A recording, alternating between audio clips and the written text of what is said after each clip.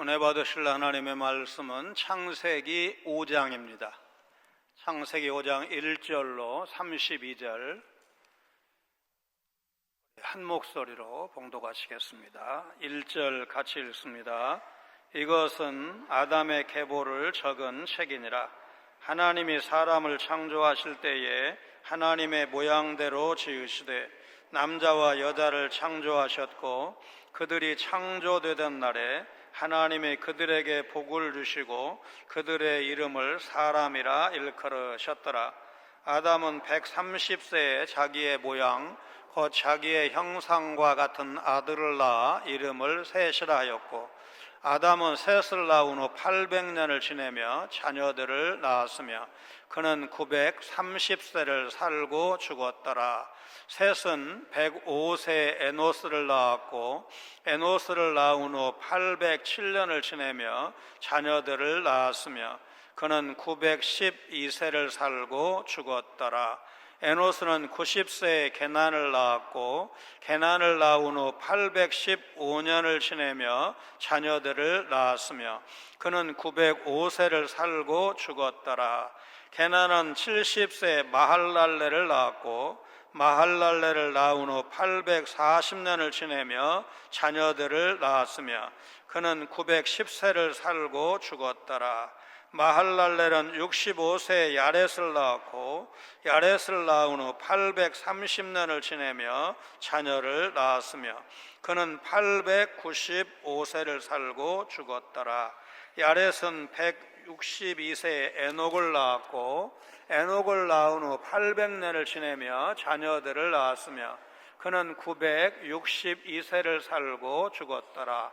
에녹은 65세에 무두셀라를 낳았고 무두셀라를 낳은 후 300년을 하나님과 동행하며 자녀들을 낳았으며 그는 365세를 살았더라. 에녹이 하나님과 동행하더니 하나님이 그를 데려가심으로 세상에 있지 아니하였더라. 무두셀라는 187세에 라멕을 낳았고 라멕을 낳은 후 782년을 지내며 자녀를 낳았으며 그는 969세를 살고 죽었더라. 라멕은 182세에 아들을 낳고 이름을 노아라 하여 이르되 여호와께서 땅을 저주하심으로 수고롭게 일하는 우리를 이 아들이 안위하리라 하였더라. 라멕은 노아를 낳은 후 595년을 지내며 자녀들을 낳았으며 그는 777세를 살고 죽었더라. 노아는 500세 된 후에 셈과 함과 야벳을 낳았더라. 아멘. 창세기 4장 내용 여러분 기억하시죠? 아담의 타락한 본성은 그 자손을 통해서 그대로 이어졌습니다. 장남 가인은 동생 아벨을 시기해서 살해했고 인류 최초의 살인자가 되었습니다.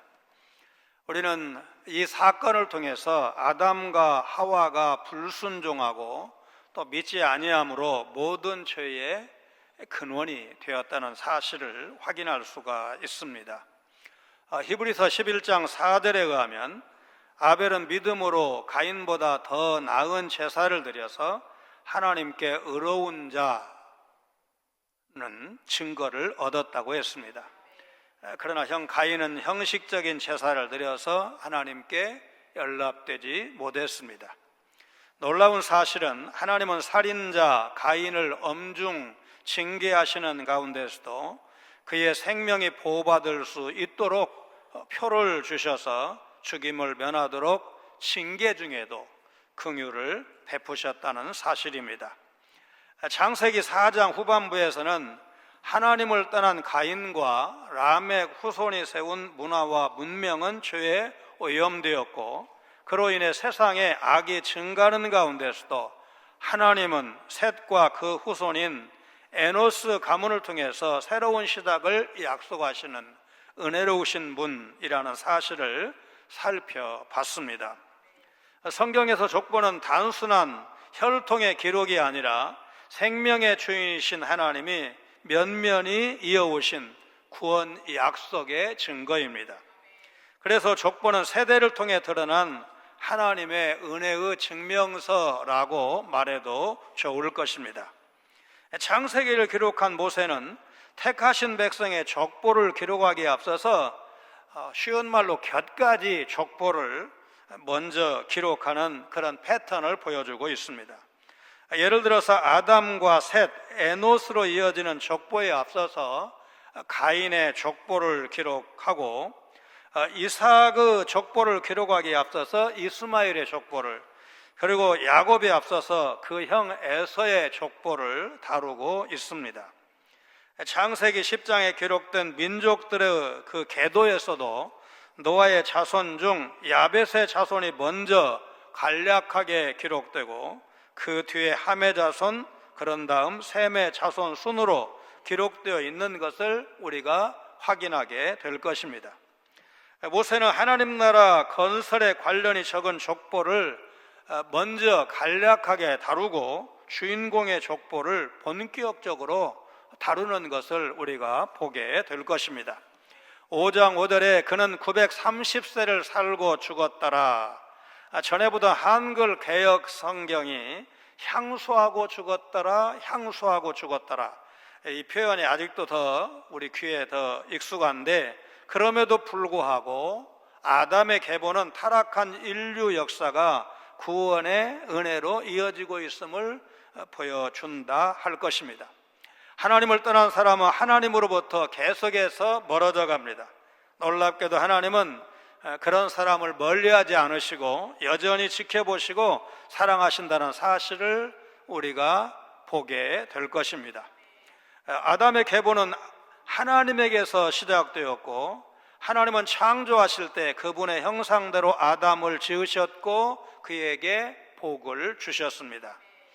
젊은 청년들에게 접근성을 높이기 위해서 2012년 12월부터 각 교단에 40대 젊은 성경학자 36명이 함께 번역해서 올봄에 출간된 새한글 성경으로 창세기 1장 26절로 28절 말씀을 읽어봅니다. 하나님이 말씀하셨다. 우리의 모습으로 우리와 닮은 모양으로 사람을 만들자.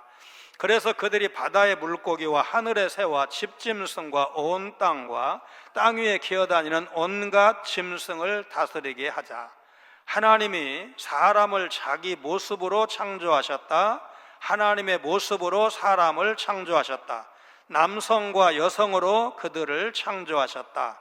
하나님이 그들에게 복을 내리셨다. 하나님이 그들에게 말씀하셨다. 번성하여 불어나라. 땅에 가득해져서 땅을 지배하라.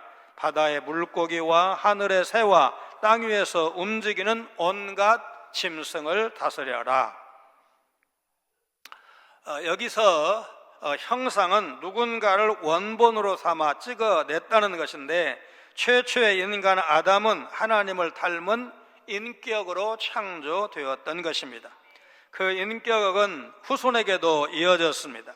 하나님은 인간을 남자와 여자로 만드시고 그들에게 복을 주시며 그들을 사람으로 부르셨습니다. 하나님은 친히 모든 인생의 근원이 되어주셨습니다. 범죄 후에 아담은 자기의 형상과 같은 아들 셋을 낳았습니다. 아담의 후손은 완전한 하나님의 인격을 잃어버렸습니다. 아담과 하와가 범죄함으로 전인격이 타락하고 부패했기 때문입니다. 영적으로 죽은 상태가 된 그들은 완전한 하나님의 인격을 닮은 후손을 낳지 못하고 죄에 의해서 파괴되고 변형되고 왜곡된 하나님의 형상을 가진 존재만을 낳게 됩니다. 아담 안에서 태어난 자는 누구나 전인격적으로 타락하고 부패한 죄인입니다. 그러므로 우리는 절대적으로 구원에 있어서 무능한 존재인 것입니다. 전도서 7장 20절에 선을 행하고 전혀 죄를 범하지 아니하는 의인은 세상에 없기 때문이로다. 여러분, 전도서는 솔로몬의 기록 아니겠습니까? 그보다 앞서서 다윗은 시편 14편에서 2절 3절을 보면 여호와께서 하늘에서 인생을 굽어 살피사 지각이 있어 하나님을 찾는 자가 있는가 보려 하신즉 다 치우쳐 함께 더러운 자가 되고 선을 행하는 자가 없으니 하나도 없도다. 이제 말씀한 바가 있습니다. 아담과 하와는 하나님이 금하신 선악과를 먹어 범죄했고 죄지은 그들은 하나님으로부터 멀어질 수밖에 없었습니다. 그런데도 하나님은 생육하고 번성하는 복을 저들로부터 거두지는 않으셨습니다. 여전히 그들을 사랑하셨기 때문입니다. 우리가 하나님을 멀리하고 버릴지언정 하나님은 그분의 형상을 따라 지으신 사람을 버리지 않으시고 마지막까지 돌아오기를 기다리십니다. 하나님은 동생을 죽인 살인자 가인에게도 은혜를 베푸셨는데 그가 그 은혜를 믿고 아버지, 내가 하늘과 아버지께 죄를 지었사오니 지금부터는 아버지의 아들이라 일컬음을 감당하지 못하겠나이다. 우리가 자주 부르는 찬송가 280장 천부여 의지 없어서 손들고 옵니다. 주 나를 외면하시면 다 어디 가리까. 이 찬송을 부르면서 돌아왔다면 하나님은 틀림없이 그를 받아주셨을 것입니다. 어떻게 그렇게 단정적으로 말할 수 있습니까? 교활한 살인죄를 지은 다윗도 의인 스데반 집사 죽이는 일에 찬송 투표를 했던 사울을 받아주셔서 믿음의 조상, 복음의 일꾼 삼아 일하게 하신 것을 보면 여러분 알 수 있지 않습니까? 하나님의 사랑은 그럼에도 불구하고의 사랑입니다. 지금도 하나님은 볼지어다 내가 세상 끝날까지 너희와 항상 함께 있으리라. 승천 직전 예수님이 하신 약속의 말씀대로 한량없는 은혜로 우리 사는 날 동안 세상 끝날까지 우리와 함께 하신다는 사실 여러분 믿으시기를 바랍니다. 하나님은 사람에게 약속하신 복을 거두지 않으셨습니다. 그런데 2장 17절 선악을 알게 하는 나무의 열매는 먹지 말라. 네가 먹는 날에는 반드시 죽으리라. 그 말씀은 그대로 이루어졌고 앞으로도 이루어 갈 것입니다. 6절 이하의 족보는 신학자들이 죽음의 족보라는 별명을 붙였을 정도로 낳고 죽고 죽고가 반복되어 나타납니다. 셋의 가문이 하나님의 편에 선 가문임에도 불구하고 가인의 가문과 다를 바 없이 죽음이라는 운명을 맞는 결말 우리가 주의해서 봐야 합니다.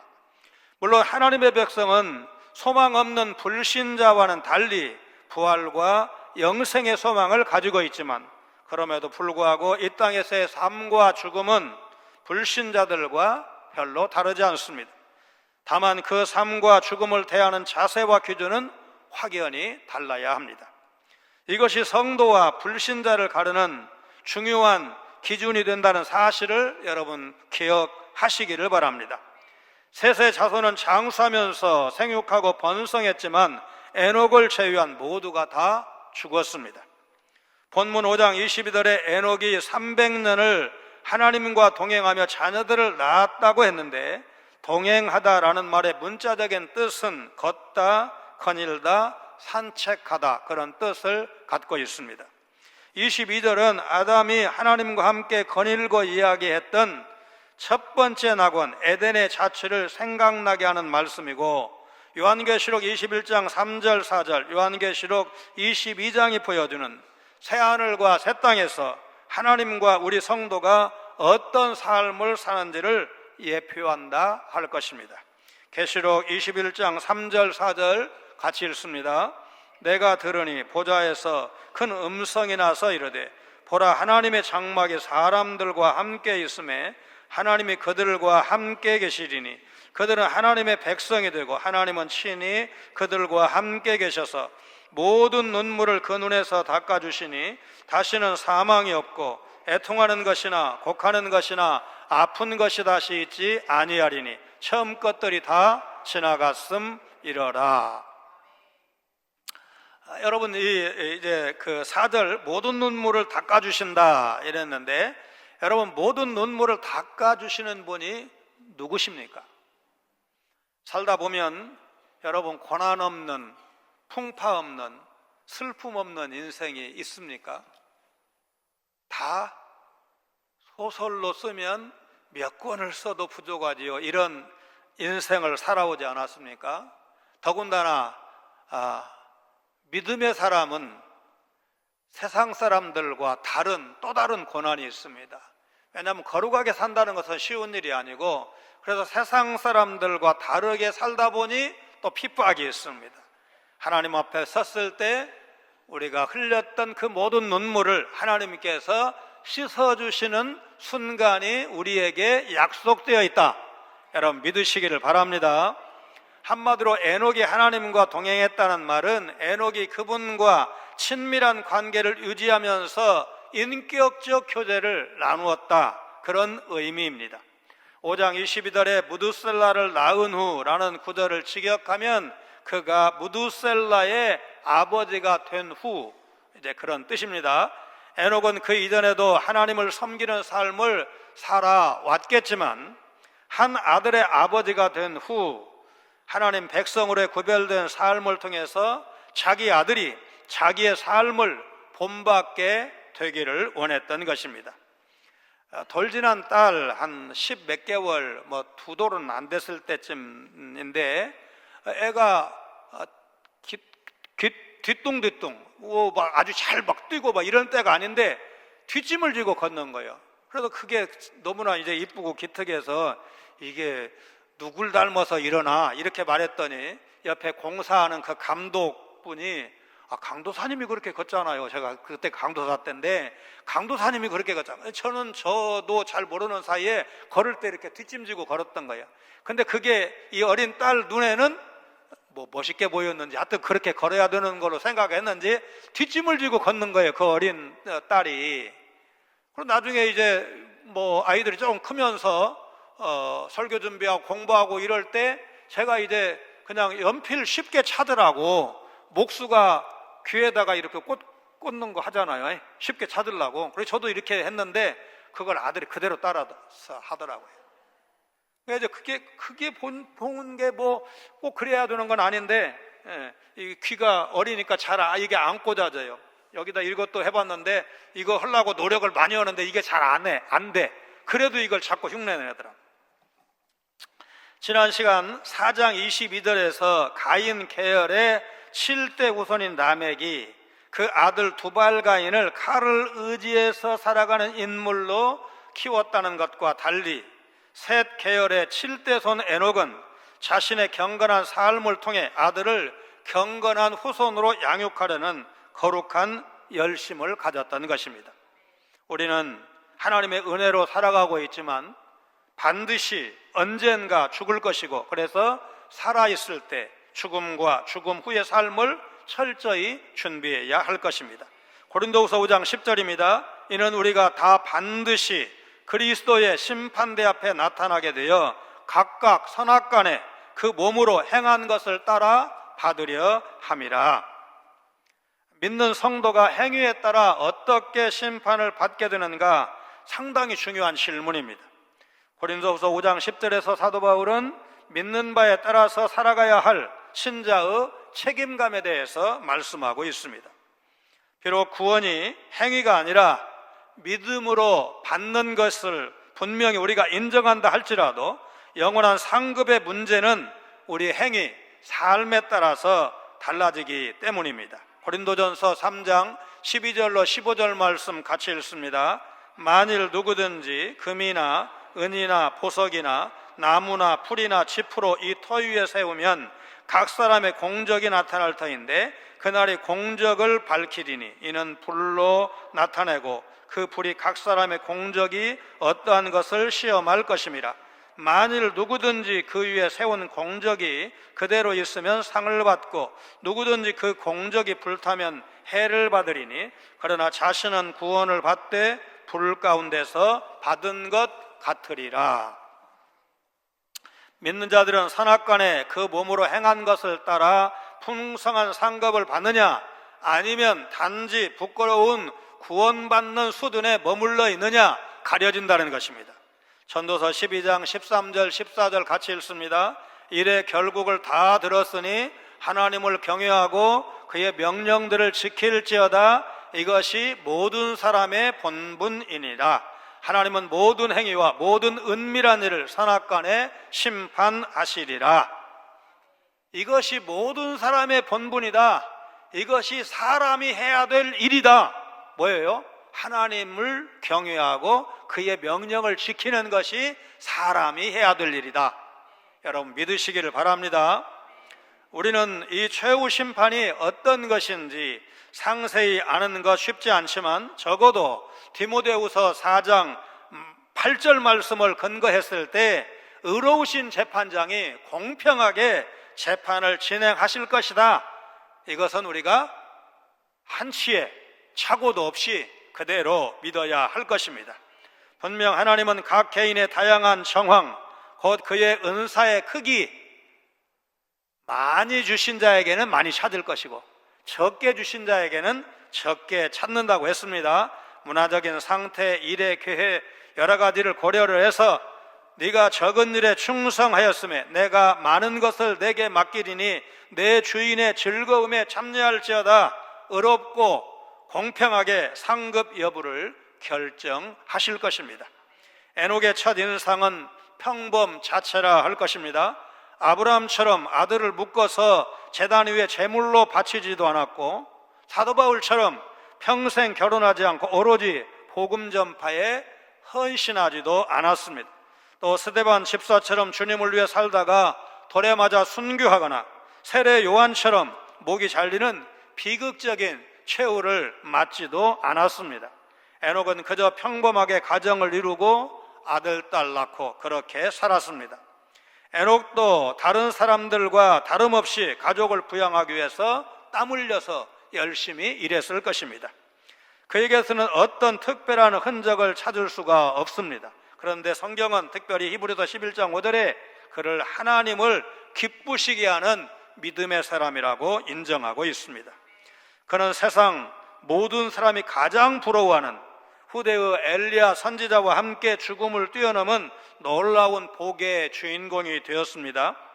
평범하게 살았는데 이렇게 놀라운 엄청난 복의 주인공이 된 것입니다. 여러분, 이 에녹 기사를 통해서 우리가 들어야 할 신령한 음성이 있습니다. 뭐냐? 평범한 삶을 통해서도 얼마든지 하나님을 기쁘시게 할 수 있다는 것입니다. 지금 내 삶의 현장, 결혼을 해서 자녀를 낳고 가족을 부양하는 평범한 삶을 살아가면서도 얼마든지 하나님께 잘했다고 칭찬받는 인생을 살 수 있을 뿐만 아니라 큰 상을 받을 수 있다. 역사에 남는 믿음의 사람이 될 수 있다는 사실을 여러분 꼭 기억하시기를 바랍니다. 두 번째로 내 삶의 현장에 복의 씨앗이 숨겨져 있다는 것입니다. 에녹이 큰 상급을 받은 출발점은 앞서 말씀드린 것처럼 다른 성경의 믿음의 선진들처럼 유별난 것이 아니었습니다. 오히려 평범한 삶의 현장이었습니다. 그는 자기 삶의 현장에서 최선을 다한 것입니다. 무두셀라라는 이름에서 에녹의 인생 전환점을 찾는 성경학자들도 있습니다.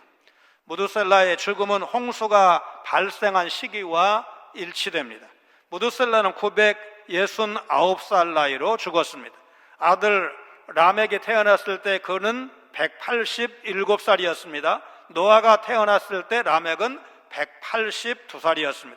홍수가 일어났을 때 노아는 600세라고 했습니다. 이 숫자를 합산하면 969가 됩니다. 홍수 중간에 홍수가 시작되고 난 다음에 무두셀라가 죽었을 가능성도 배제할 수는 없지만 홍수 직전에 죽었을 가능성이 훨씬 큽니다. 그가 간 다음에 오리라는 무두셀라의 이름 뜻대로 그 사후에 홍수 심판이 시대학되었을 것이라고 보는 것이 자연스러운 해석입니다. 에녹은 무두셀라를 낳기 전에 하나님으로부터 계시를 받았을 가능성이 매우 높고, 그래서 아들을 키우면서 만약에 이 아들이 아프면 혹시 이 아들이 만에 하나 이 아픈 것을 이기지 못하고 죽으면 심판이 시작되는데 이러면서 가슴을 졸이고 늘 깨어서 믿음의 길을 걸었을 것입니다. 오래 사는 것 중요합니다. 그러나 오래 사는 것보다 더 중요한 것 어떻게 사느냐입니다. 예수 그리스도의 의를 덧입어 하나님과 동행하며 의롭게 살 것을 결단하시기를 바랍니다.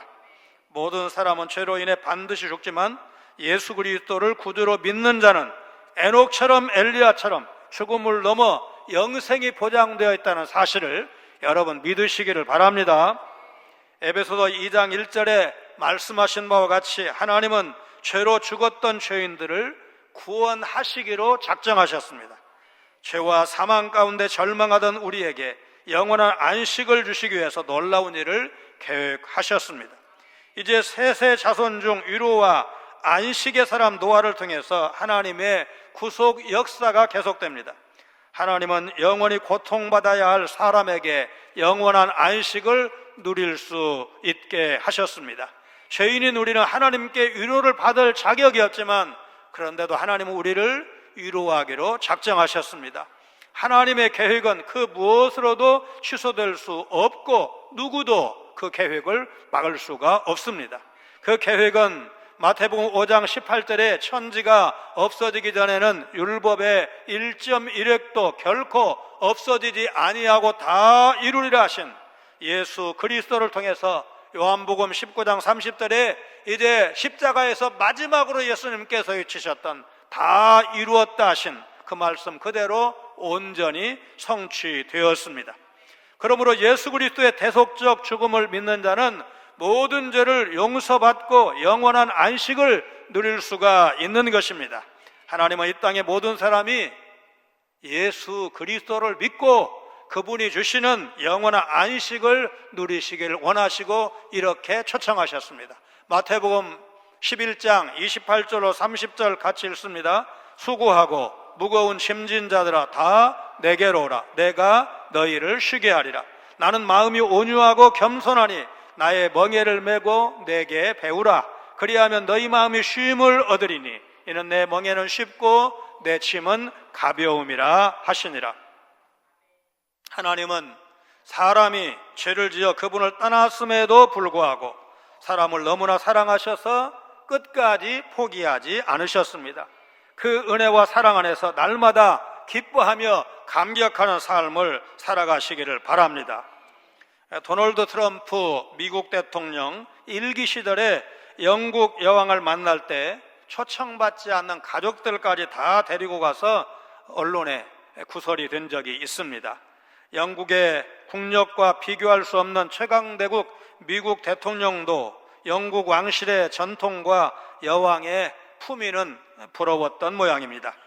그러나 솔직히 미국과 영국 중에서 하나를 가질 수 있다고 어느 나라를 가지고 싶냐고 묻는다면 여러분 어느 나라 선택하시겠습니까? 아무리 영국이 전통이 있고 왕실이 있고 여왕 지금 고인이 되셨지만 여러분 역사는 짧지만 영국만한 나라 5개를 합해도 미국의 국력을 당할 수가 없는데 여러분 미국을 선택하지 않겠습니까? 러시무어 국립기념공원에는 큰 바위 얼굴이 새겨져 있습니다. 미국 역사에 큰 영향을 끼친 초대 대통령 조지 워싱턴, 3대 대통령 토머스 제퍼슨, 26대 시어도어 루스벨트 그리고 16대 에이브람 링컨 대통령의 얼굴이 새겨져 있습니다. 만약 누군가가 현재 이 조각을 이제 새긴다면 대공황을 극복하고 제2차 세계대전을 승리로 이끈 미국 역사상 최초의 사선 대통령 프랭클린 루즈벨트, 냉전 시대를 해체하고 소련과 동유럽 공산권을 붕괴시키는데 해방시키는데 크게 기여한 40대 로널드 레이건이 들어가지 않을까.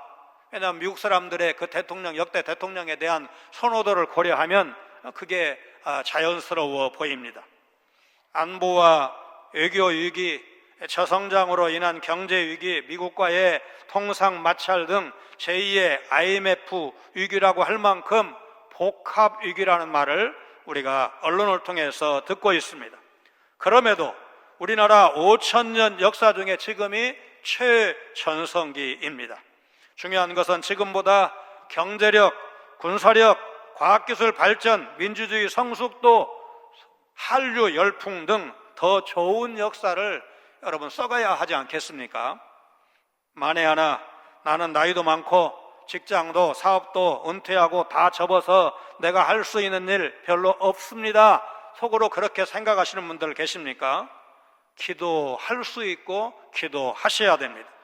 나라와 민족을 위해서 하나님, 이 나라 지도자와 백성이 하나님을 경외하는 거룩한 나라, 거룩한 백성이 되게 하여 주옵소서.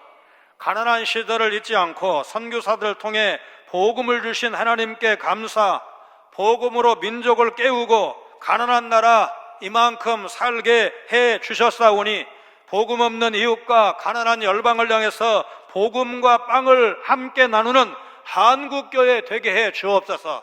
기도하시고 순종하는 것을 하나님께서 기뻐하실 것입니다. 아담의 족보는 사람이 살다 죽었다는 기록입니다.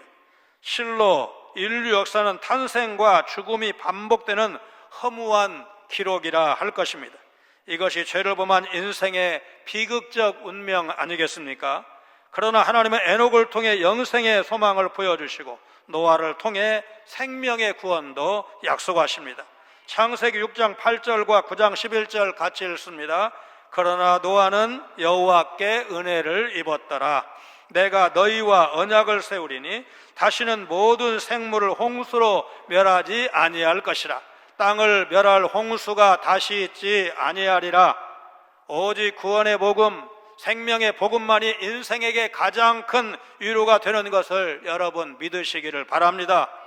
죽음의 족보인데도 하나님과 동행한 자들에 대한 내용이 두드러지게 이 5장에 나타나 있습니다.